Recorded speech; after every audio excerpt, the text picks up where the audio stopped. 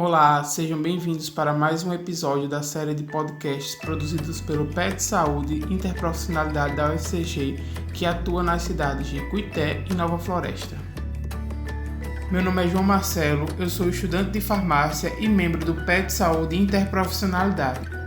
E é um prazer ter conosco hoje a professora doutora Camila Montenegro, que é farmacêutica, mestre e doutora em farmacologia pela Universidade Federal da Paraíba. Camila é professora da área de assistência farmacêutica do curso de farmácia da UFCG, Campus Cuité. E hoje nós vamos falar um pouco sobre automedicação em tempos de Covid-19. Olá, uma satisfação para mim contribuir com o projeto do PET Saúde da UFCG sobre podcasts. Então vamos lá. Professora Camila, segundo um levantamento do Conselho Federal de Farmácia e dos Conselhos Regionais, houve um aumento significativo na venda de medicamentos durante esse período de pandemia. Sabemos que ainda não existem medicamentos com eficácia comprovada para o tratamento da Covid-19. Quais os riscos podemos observar com a automedicação nesse momento tão crítico e quais orientações podemos dar? A pesquisa realizada pelo CFF, por meio do Instituto Datafolha, que foi publicada no último dia 5 de maio, inclusive o Dia Nacional de Realização de Campanhas pelo nosso país, em prol da promoção do uso racional de medicamentos, mostrou que 77% dos brasileiros fizeram automedicação nos últimos 6 meses de 2019. Isso constata que esse ato é um hábito comum na nossa população. Um outro estudo realizado a pedido dos conselhos regionais, por meio de uma consultoria, comparou o quantitativo de vendas de alguns medicamentos nos meses de janeiro a março do ano passado, 2019, e janeiro a março deste ano, justamente para verificar se o medo de contrair a Covid-19 impulsionou vendas. E esse levantamento demonstrou que, sim, alguns medicamentos tiveram um aumento significativo nas suas vendas, como, por exemplo, a hidroxicloroquina, cerca de 68%, o paracetamol, um pouco mais que 77%, e um suplemento vitamínico, a vitamina C, o ácido ascórbico, o aumento foi de 180%. Como é significativo a gente ter esses dados em mente para estruturar estratégias de educação em saúde e esclarecer os riscos da automedicação. A automedicação irresponsável, ela pode levar sim ao desenvolvimento de eventos adversos, sejam eles dos tipos de precipitações, de reações adversas, reações essas que poderiam ter sido alertadas se um profissional da área de saúde tivesse sido consultado, por exemplo, o farmacêutico. Também pode desencadear interações medicamento, alimento ou suplemento, que levarão à anulação ou exacerbação do efeito esperado, com consequência, agravamento do estado clínico do usuário, bem como intoxicações, inclusive conduzindo o indivíduo ao óbito. E tudo isso representa insucessos farmacoterapêuticos ou desfechos clínicos negativos. Como orientações, precisamos sim reforçar que a piora do quadro clínico pode ser consolidada com a automedicação irresponsável. Por isso, não se automediquem. Procurem um farmacêutico. O farmacêutico é o último profissional na escala de acesso ao medicamento, com o qual vocês têm contato direto e uma oportunidade de realizar consulta com fim de monitoramento e educativo. Principalmente, respeitem-se.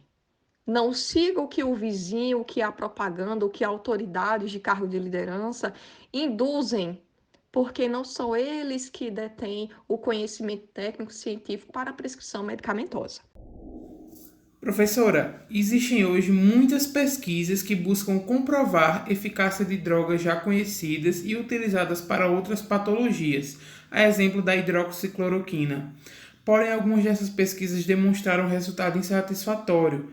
Apesar disso, Muitas pessoas recorrem ao uso deste medicamento, seja por encorajamento de autoridades políticas sem aval da área médica ou por desinformação. Quais riscos as pessoas correm ao utilizar esse medicamento de maneira inadequada? Muito importante você mencionar esse medicamento, que juntamente com a cloroquina, ambos ocupam lugares de destaque nos últimos meses.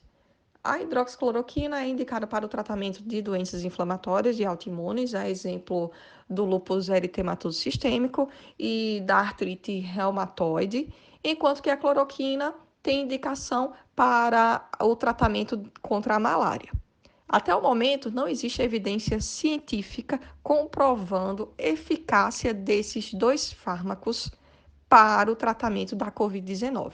Isso significa dizer que as pesquisas clínicas em andamento não demonstraram sucesso terapêutico.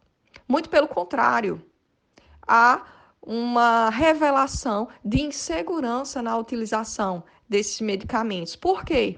Porque eles causam alterações no sistema cardiovascular, como o prolongamento do intervalo QT, que pode sim levar o usuário ao infarto e, consequentemente, óbito. Além desse efeito no sistema cardiovascular, há a possibilidade do indivíduo desenvolver problemas na visão, como a cegueira, convulsões, insônia, diarreia, vômito, alergias graves também são relatados. O uso desses dois medicamentos deve ser monitorado e controlado. O indivíduo deve assinar o termo de compromisso livre e esclarecido, dizendo estar ciente desses efeitos adversos e que gostaria de participar de protocolo de pesquisa científica. Isso em nível hospitalar, visto a necessidade de realização com uma certa frequência de eletrocardiograma para verificação de arritmias. Por fim, nos últimos anos, as famosas fake news têm dado uma dor de cabeça imensa à população, trazendo agora grande risco à saúde pública.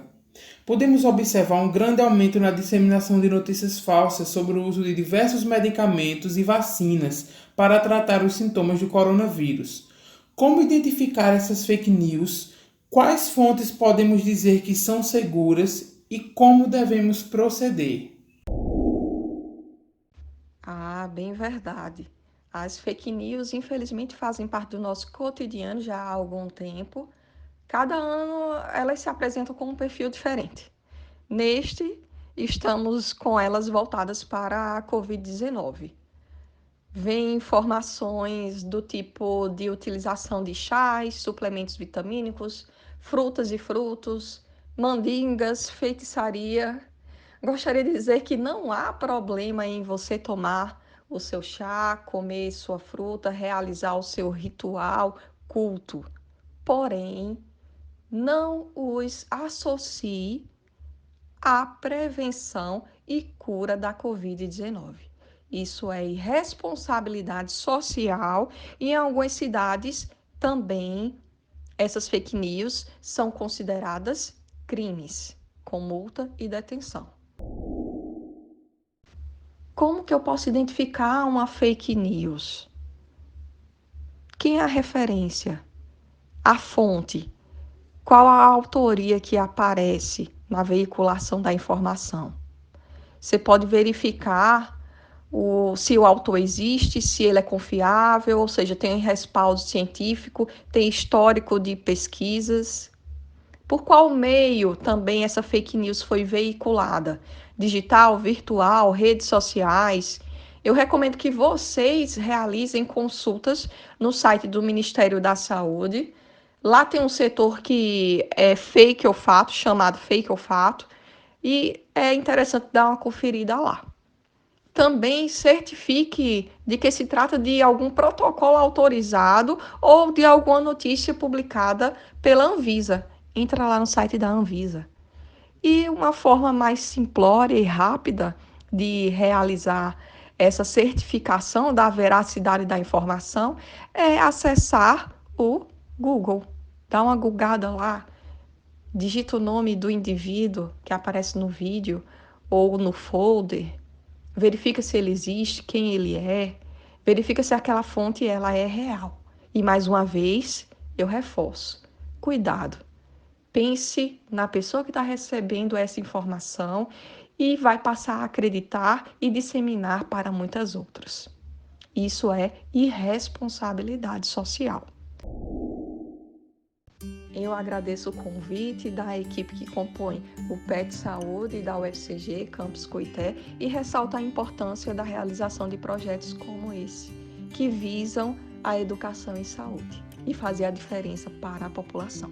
Desejo muito sucesso a todos, fiquem em casa, agradeço pela oportunidade, pelo espaço a mim ofertado para contribuir de alguma maneira com o projeto de vocês. Grande abraço a todos.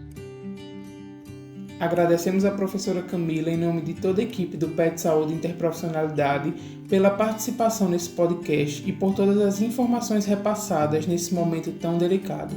Muito obrigado, professora!